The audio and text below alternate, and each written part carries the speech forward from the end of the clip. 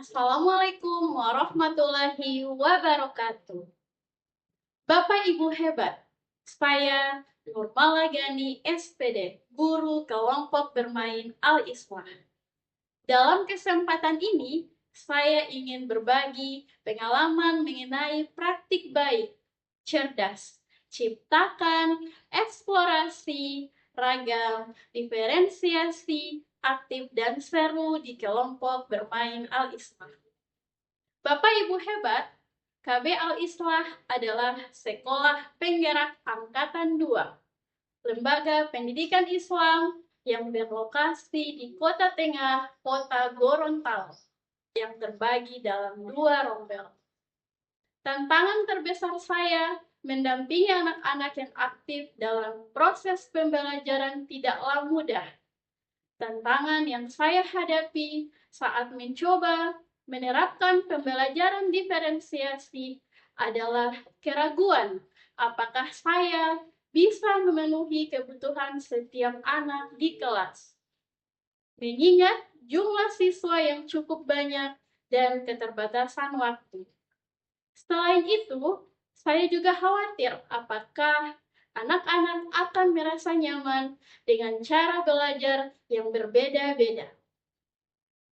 Namun, saya tahu bahwa sebagai pendidik, tugas saya adalah memastikan bahwa setiap anak mendapatkan kesempatan terbaik untuk berkembang.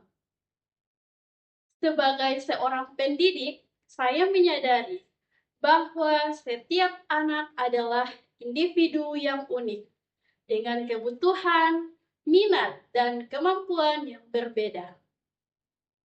Ketika pertama kali mengajar di kelas, saya sering sekali menemukan bahwa metode pengajaran satu ukuran untuk semua tidak selalu efektif. Ada anak-anak yang dengan cepat memahami pelajaran, sementara yang lain membutuhkan waktu lebih lama untuk menguasainya. Tantangan terbesar saya adalah bagaimana semua anak merasa terlibat dan berkembang sesuai dengan kemampuan mereka masing-masing. Situasi ini membuat saya mulai berpikir tentang pendekatan yang lebih personal dan adaptif. Oleh karena itu, saya melaksanakan praktik baik yang saya namakan cerdas, ciptakan, eksplorasi, ragam, diferensiasi aktif, dan seru di kelompok bermain Al-Islah.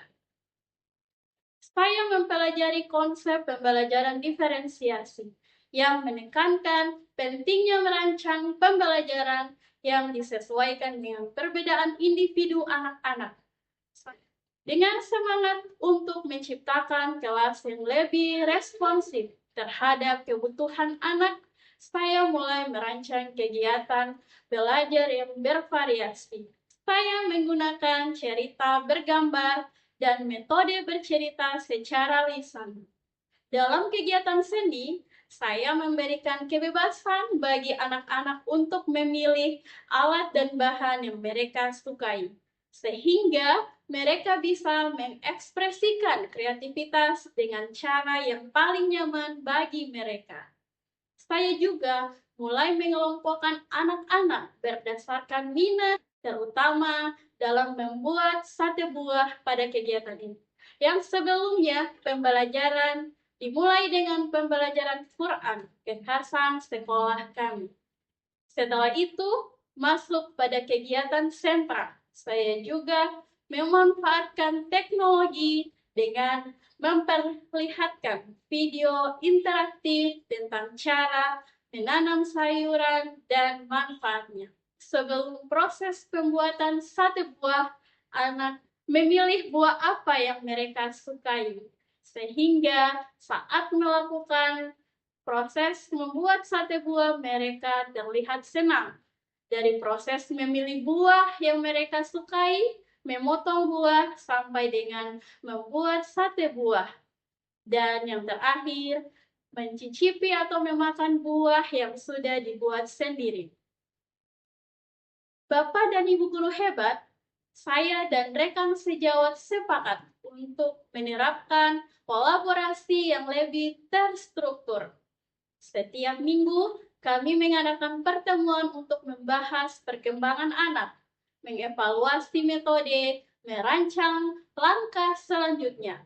Kami juga berbagi sumber daya digital seperti video dari YouTube Kids untuk memperkenalkan konsep baru, misalnya sayuran sehat, dan menggunakan platform digital untuk berbagi rencana dan penilaian anak. Melalui kolaborasi ini, pembelajaran terdiferensiasi lebih mudah diterapkan. Anak-anak lebih terlibat dan materi yang disampaikan lebih bervariasi. Bagi saya pribadi, kolaborasi ini memperkaya metode mengajar dan menambah inspirasi. Saya melihat perubahan yang sangat luar biasa. Anak-anak menjadi lebih antusias dan terlibat dalam pembelajaran. Mereka mulai menunjukkan rasa percaya diri yang lebih besar karena belajar dengan cara yang sesuai dengan mereka. Saya pun lebih mudah mendeteksi perkembangan setiap anak. Karena pembelajaran yang saya terapkan memberi ruang untuk menunjukkan kemajuan individu. Refleksi dari perjalanan ini sangat menginspirasi saya sebagai seorang pendidik. Saya menyadari bahwa pendekatan yang fleksibel dan responsif terhadap kebutuhan anak-anak bukan hanya memungkinkan mereka untuk belajar lebih baik, tetapi juga membuat saya lebih memahami potensi dan tantangan yang dimiliki setiap anak. Dengan diferensiasi, saya bisa menciptakan suasana belajar yang lebih inklusif dan menghargai setiap perbedaan, sehingga setiap anak merasa dihargai dan didukung dalam perjalanan belajar mereka. Akhirnya, saya menyadari bahwa pembelajaran diferensiasi bukan sekadar strategi mengajar, tetapi adalah bentuk empati dan penghargaan terhadap keunikan setiap anak. Sebagai guru, tugas saya bukan hanya mengajar, tetapi juga membimbing dan mendampingi mereka untuk mencapai potensi terbaiknya dengan cara yang paling cocok untuk mereka. Setiap anak adalah istimewa dan telah dibekali dengan kemampuan minat dan bakat yang unik, yang luar biasa sejak lahir. Oleh karena itu, setiap guru harus dapat memetakan dan menggunakan potensi tersebut untuk meningkatkan potensi capaian pembelajaran peserta didik.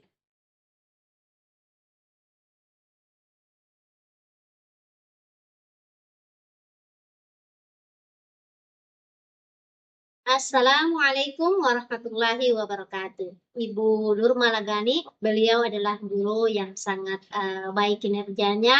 Beliau juga inovatif, sangat lembut dengan anak-anak. Anak-anak sangat nyaman dengan beliau.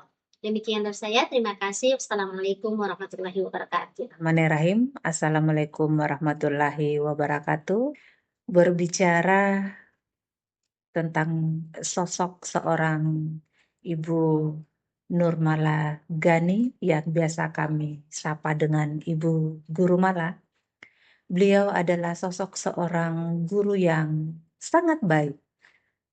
Beliau lembut, penuh kasih sayang dalam mendidik anak-anak kami, tidak membedakan antara satu dengan yang lainnya. Anak-anak merasa sangat nyaman berada di dekat Ibu Mala, itu mereka utarakan kepada kami. Teruslah berkarya di dunia pendidikan, Ibu Guru Mala.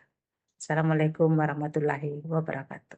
Sekian praktik baik saya, lebih dan kurangnya mohon maaf. Wassalamualaikum warahmatullahi wabarakatuh.